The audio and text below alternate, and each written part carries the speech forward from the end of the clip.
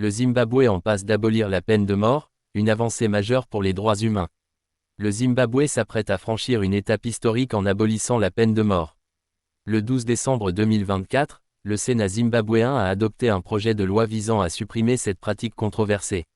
La législation attend désormais la signature finale du président Emmerson Mnangagwa pour devenir officielle.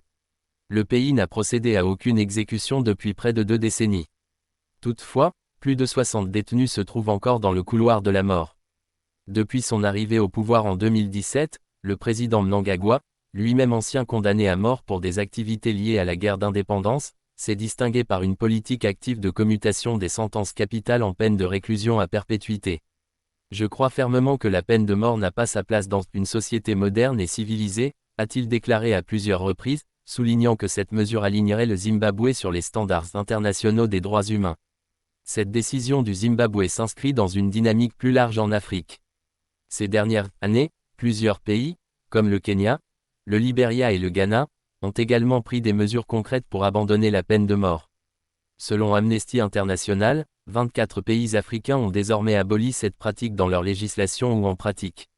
L'Organisation de défense des droits humains a salué cette initiative zimbabwéenne et a exhorté les autorités à accélérer le processus. Le président Mnangagwa doit agir rapidement pour ratifier cette loi et commuer les peines de ceux qui sont encore sous le coup d'une condamnation à mort, a déclaré un porte-parole d'Amnesty. L'abolition de la peine de mort représenterait un changement significatif dans un pays où cette sanction a longtemps été perçue comme un outil de dissuasion. Toutefois, la mesure reste controversée auprès d'une partie de la population. Selon un récent sondage, certains Zimbabwéens estiment que la peine capitale est nécessaire pour les crimes les plus graves.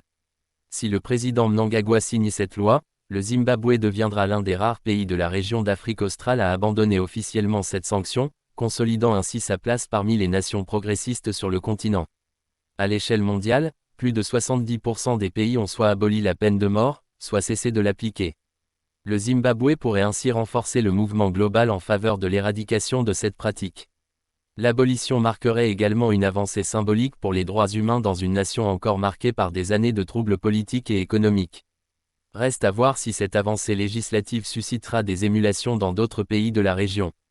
Quoi qu'il en soit, l'abolition imminente de la peine de mort au Zimbabwe s'annonce comme un jalon significatif dans l'histoire des droits humains en Afrique.